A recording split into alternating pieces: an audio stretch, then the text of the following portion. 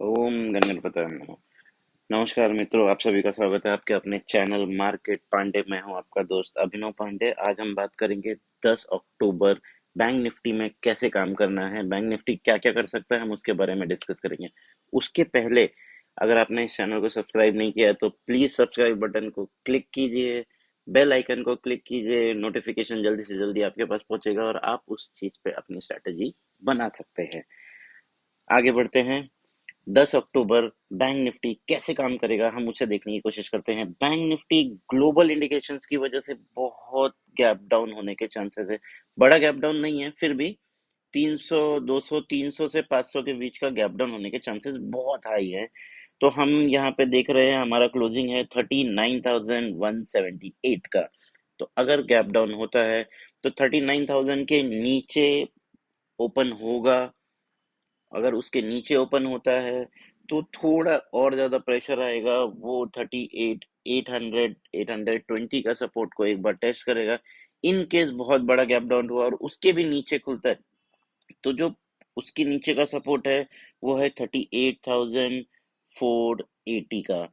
अगर 38,480 टूटता है तो वहां से वो काफी डाउन मारने के चांसेस है। उसके बाद नेक्स्ट जो सपोर्ट है, जो स्ट्रॉन्ग सपोर्ट है नेक्स्ट नीचे का, वो है 37,960 का। तो यहाँ से हम रिवर्सल भी देख सकते हैं, क्योंकि मेरा रिवर्सल का जो टाइम जोन बनता है वो बन रहा है 12:30 से 1 बजे के आसपास। वहां पे कहीं हमें रिवर्सल देखने मिलेगा। अगर मार्केट गैप डाउन ओपन होता है और फिर नीचे की तरफ जाता जाएगा तो हम यहाँ पे 12:30 से 1 के आसपास हम देखेंगे कि इनमें से किसी एक सपोर्ट को लेके वो वापस से ऊपर की तरफ जाने की कोशिश करेगा, ना कि नीचे ही नीचे जाता रहे। ऐसा पूरा दिन नीचे जाने वाला नहीं दिख रहा है। In case gap down open होता है एंड वो ऊपर की तरफ जाने लगता है, फॉर एग्जांपल मान लीजिए 38,500 के आसपास ओपन होता है। 500 के आसपास ओपन हुआ तो हमें वेट करना है कि 480 टेस्ट करता है। 480 टेस्ट नहीं करता है तो हमें 10 में से 15 मिनट वेट करना है। ओपनिंग के बाद हमें उसे ट्रेंड डिसाइड करने देना है। आप तुरंत ही ट्रेड में मत कूदिए, ट्रेंड डिसाइड करने दीजिए। एक बार ट्रेंड डिसाइड हो गया उसके बाद आपको ट्रेड लेना है। तो आप 10 मिनट की 9:15 की 10 मिनट की कैंडल या 15 मिनट की कैंडल एक बार उसे देख लीजिए। उसके ऊपर अगर जा रहा है मार्केट तो आप कॉल ले सकते हो, उसके नीचे जा रहा है तो आप पुट ले सकते हो। बिकॉज सीन क्या है यहाँ पे कि हम उसे ट्रेंड डिसाइड करने दे रहे हैं कि वो पॉजिटिव जाना चाहता है या नेगेटिव जाना चाहता है। बिकॉज कभी कभी कुछ कुछ दिन ऐसे होते हैं, जैसे अभी मंडे का दिन ऐसा है कि वो हमें ट्रेंड बता देगा स्टार्टिंग के ही हाफ एन आवर में। नॉर्मली स्टार्टिंग के हाफ एन आवर में ट्रेंड नहीं बताता है। बहुत बार ऐसा होता है कि 2 2 3 3 घंटे लग जाते हैं उसे ट्रेंड डिसाइड करने में। लेकिन मंडे को ये आपको 15 से 30 मिनट के अंदर ट्रेंड बता देगा कि ये फर्स्ट हाफ इसका क्या रहेगा। फर्स्ट हाफ अगर नीचे जाता है तो आप सपोर्ट देखिए, आप पुट ले लीजिए। सपोर्ट्स पे आप एग्जिट मारिए। सपोर्ट टूटने के बाद वापस सपोर्ट को रेजिस्टेंस में कन्वर्ट करता है। रेजिस्टेंस में जब कन्वर्ट करेगा तो आप उसको वहां से वापस से आप एक पुट खरीद सकते हो और फिर वो अगले सपोर्ट तक के लिए आप वो ले लो। तो ये आप ऐसे ट्रेड कर सकते हो। और अगर गैप डाउन ओपन होता है और कॉल चलने लगता है तो जो पहला सपोर्ट अभी जो जैसे अगर 38 500 पे अगर ओपन होता है और वो ऊपर की तरफ जाने लगता है तो जो ये हमारा सपोर्ट था 38 8 से लेके 820 का, वो हमारा रेजिस्टेंस में कन्वर्ट हो जाएगा कि उसके ऊपर उसको तोड़ के जब उसके ऊपर जाए, मेनली जब उसके ऊपर जाए तो आप एक कॉल का ट्रेड ले सकते हो। वहां से अगर आप एक कॉल लेते हो तो आप 39,250 260 तक का एक आपका एक अच्छा खासा ट्रेल बन जाएगा।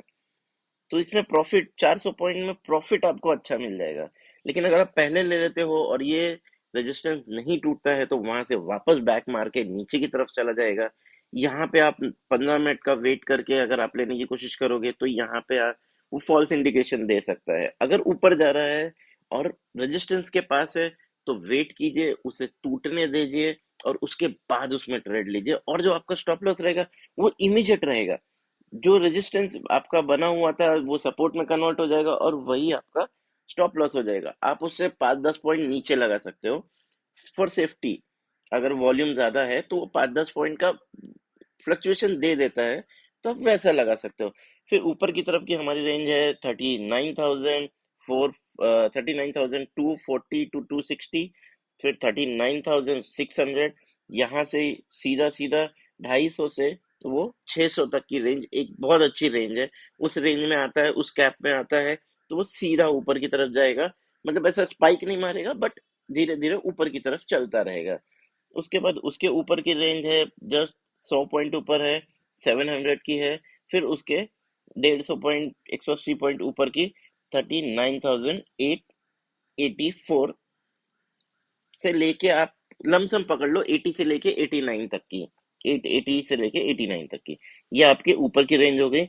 नीचे की रेंज की बात करें तो ये है 38,810 से लेके 820, 38,480। और उसके भी नीचे अगर आप देखने जाएंगे तो 37,960 की बहुत बड़ा गैप है यहाँ पे।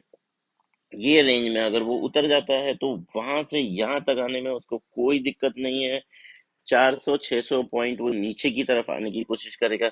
एक छोटा सा सपोर्ट है, आप इसको सेंटिमेंटल सपोर्ट बोल सकते हैं। 38,250 का है वो, 38,250 का सेंटिमेंटल सपोर्ट है। वो सेंटिमेंटल सपोर्ट टूटने में ज्यादा टाइम नहीं लगता है। अगर नीचे की तरफ आ रहा है, सेंटिमेंटल सपोर्ट है, वहां पे रुकने की कोशिश करता है, लेकिन सेंटिमेंट ज्यादा होल्ड नहीं करते, वो टूट ही जाते हैं। 60% टाइम टूट जाते हैं, 40% टाइम सस्टेन कर जाते हैं। तो हम उस पर ज्यादा जोर नहीं देंगे। अगर वो वहां पे आ रहा है, उस रेंज में आ रहा है, नीचे की तरफ आ रहा है, हम पुट लेंगे, हम राइड करने की कोशिश करेंगे। स्टॉप लॉस बहुत पास का रहेगा, कोई टेंशन नहीं है। उसके नीचे का लेवल बनता है 37,640 का। 640 से आप 650 पकड़ सकते हो। और उसके भी नीचे का लेवल बनता है 37,410 से 420 के बीच का। यह आपका सपोर्ट है, वो आपका रेजिस्टेंस है। अकॉर्डिंगली काम कीजिए। फर्स्ट हाफ अगर नेगेटिव गया तो सेकेंड हाफ में पॉजिटिव जाने के चांसेस है। अराउंड 1 o'clock मार्केट एक बार टेस्ट करेगा कि अगर वो नीचे है तो ऊपर जाने की कोशिश करेगा। और अगर इन केस वो ऊपर की तरफ मॉर्निंग में चल रहा है तो आई वुड से आप बैठे रहो। आप बैठे रहो उसमें, क्योंकि वो 1 बजे के बाद बूस्ट करेगा उसको। क्योंकि उसको पॉजिटिव जाना है सेकेंड हाफ में। फर्स्ट हाफ में वो नेगेटिव है तो सेकेंड हाफ में उसको पॉजिटिव जाना है। जैसा कि मैंने फ्राइडे का भी बोला था कि मैं फ्राइडे के सेशन को पॉजिटिव की तरफ ही देख रहा हूँ। मैंने 39,000 का एक लेवल दिया था कि अगर 39,000 का लेवल टूट जाता है ड्यू टू ग्लोबल प्रेशर, जैसा कि हमने देखा कि वहां पे बहुत ज्यादा प्रेशर आ रहा था ग्लोबल इंडेक्स से, सब रेड में चल रहे थे, तो उसकी वजह से वो 39,000 टूट गया। हमने खुद ने जब ट्रेड दिया था तो वापस से जब उसने 39,000 के ऊपर जाके सस्टेन किया, हमने वहां से कॉल उठाया। हम पूरे दिन हमने कोई खास काम नहीं किया था। बस हमने शाम को वो आफ्टरनून में 2 बजे के आसपास, 1 से 2 बजे के आसपास हमने एक कॉल का ट्रेड लिया और हमने उसे कंटिन्यू करके छोड़ दिया। जो 200 का मेरा टारगेट था वो 200 का टारगेट हिट हो गया था। तो सेम वैसे ही मैं अभी भी बता रहा हूँ कि अगर नेगेटिव आता है तो ये एक बार नीचे आएगा फिर ऊपर जाएगा, वो होना ही होना है, वो फिक्स है। अगर आपको 12-1 बजे तक नीचे मिलता है तो आप कॉल खरीदने की तैयारी करो, सपोर्ट से कॉल उठाओ और उसको कैरी करो। और अगर आपको ये पुट मिलता है ऊपर की तरफ, अगर आपको सॉरी मिस्टेकन, अगर आपको नीचे मिलता है मार्केट तो आप कॉल कैरी करोगे। अगर आपको ऊपर मार्केट मिल रहा है 1 बजे के आसपास तो आप जो कॉल कैरी कर रहे हो उसे आप कैरी करोगे, आप उसे नहीं छोड़ोगे। ये था हमारा 10 अक्टूबर मंडे के लिए strategy. Thank you so much. और चैनल को सब्सक्राइब नहीं किया हो तो प्लीज प्लीज प्लीज चैनल को सब्सक्राइब कीजिए। वीडियो को ज्यादा से ज्यादा लोगों से शेयर कीजिए जिनसे उनका भी प्रॉफिट हो सके। Don't be selfish. Thank you so much.